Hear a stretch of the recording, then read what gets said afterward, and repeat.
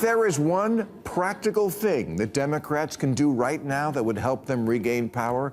It's never speak to Trump in person. No, I'm kidding. That's stupid. No, it's this. Inspire your moderates to vote in the primaries. Get that base excited. You have the numbers.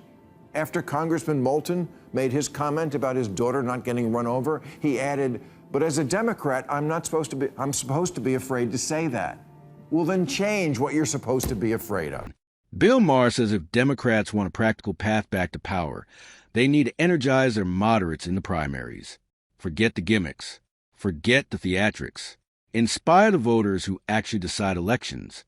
According to Maher, the party already has the numbers. What it lacks is enthusiasm, clarity, and courage. All the time. Why haven't you ever had Hillary or Bill Clinton on? Why didn't you have Kamala on during the last campaign? You think we don't ask? We ask these people every week. They say no. It took 8 years and a petition to get Obama on. And these are people, all people I voted for. Think about that. They're afraid to come on the show of a guy who voted for them. Maher didn't hold back about the DNC's current state. A party without a clear leader, vision, or message shouldn't expect sympathy. Instead of regrouping after defeat, he argues Democrats are ignoring the lessons voters just handed them. On Real Time with Bill Maher, he tore into figures like Alexandria Ocasio-Cortez for doubling down instead of course-correcting. They show up, and when they do, they take their beating like a man.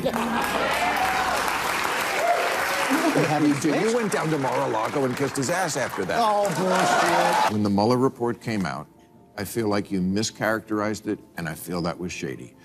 But you campaigned for election deniers in 2022. This I do not forgive. The Republicans, including you, January 6th, etc., are the ones who are no longer willing to play by the rules of democracy. Amendment 22, no person shall be elected to the office of the president more than twice. And yet you keep talking about Trump's third. Maybe you should have this. Here,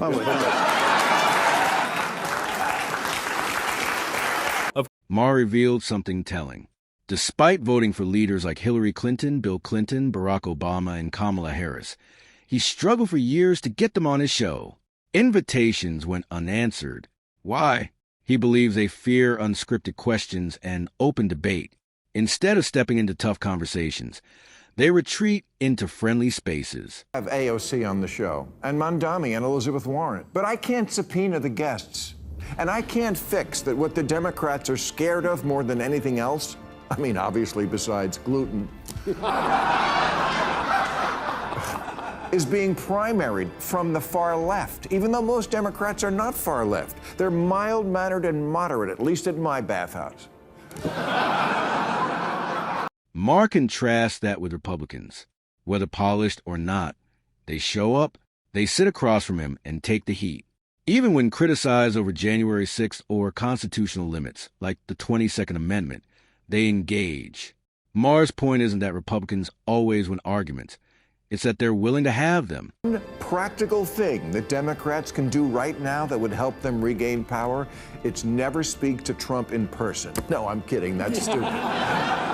No, it's this. Inspire your moderates to vote in the primaries. Get that base excited. You have the numbers. After Congressman Moulton made his comment about his daughter not getting run over, he added, "But as a Democrat, I'm supposed to be afraid to say that." Well, then change what you're supposed to be afraid of. He says Democrats are terrified of being primaried from the far left. Even moderates feel pressured into silence. The loudest activists set the tone, and party leaders bend to avoid backlash. According to Maher, that fear-driven politics has hollowed out the party's backbone. Have the power and influence to be able to, usher in socialism? He definitely has the power and influence to elect J.D. Vance or whoever is the Republican candidate next time. It is a walking commercial for the Republican Party I think nationally. the Republicans are going to... When you let the Democrat socialists, and now they're actually calling themselves socialists, when you let them take over a major American city, this is what you get. His prescription is simple. Stop being afraid. Congressman Seth Moulton admitted he felt hesitant to voice common-sense concerns. Maher's response? Change what you're afraid of. Inspire moderates. Mobilize them in primaries. If the middle shows up, the extremes lose leverage. With a psycho who all they care about is controlling you, they're very good at diagnosing problems. Yeah. They're very good at figuring out what your weak points are. And that's, I would argue, what a lot of these people are doing. That's right. They recognize that if you can focus on these problems, then you can, use that dissatisfaction to gain power for yourself. Right. Maher warns that elevating figures like Zohran Mamdani as national standard bearers could be political suicide. Younger voters may applaud bold socialist rhetoric, but older, more reliable voting blocs, Gen X and Boomers, dominate turnout, alienate them, and you hand victory to Republicans like J.D. Vance. A guy like you, who you spent your whole life talking about how government tries to do too much, which it does, and spends too much, and here you have Trump, who is the Republican, who is aggrandizing more power than anybody, as we just talked about. And on the other side, you have the guy running in New York, Mamdani, right? Okay, who's like a straight-up communist. I mean, he is. He talks about, the things that communists say. I mean, he wants free grocery stores, free buses. I want him to win. You want him to win? Yeah. I think every 20 years or so. Wait. We need every 20 years or so, we need a conspicuous, confined experiment with socialism so we can crack it up again. He argues populist frustration is real, but exploiting it isn't leadership. According to Maher, sweeping promises of free services and government expansion may sound compassionate, yet history shows such experiments often end in shortages, stagnation, and economic decline. The slogan used to be, workers of the world unite, you have nothing to lose but your chains. The new socialist slogan is, trust us, this time it won't be a mess. So, when the post-war Labour government in Britain was about to get started, one of their leading lights was a socialist named Nurian Bevan. He said, what could go wrong? He said, we have a nation bedded on coal, surrounded by fish. It would take an organizational genius to have a shortage of either. In 3 years, they had a shortage of both. That's socialism.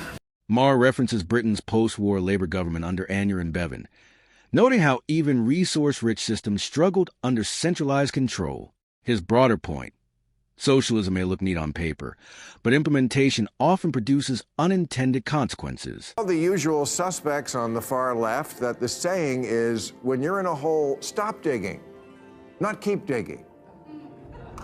Talk about doubling down on what got you fucked in the first place. Even the one concession I've heard a few people on the losing side offer, that liberals should stop saying the Trump voters are stupid, comes with a kind of unspoken parentheses. We know they are stupid, just don't say it. Another warning, arrogance. Maher says Democrats underestimate conservative voters by dismissing them as ignorant. That smugness blinds them to legitimate economic frustrations, inflation, education concerns, public safety. When you mock voters instead of persuading them, you lose them. For you, they don't have a monopoly on stupid. You wear Queers for Palestine t-shirts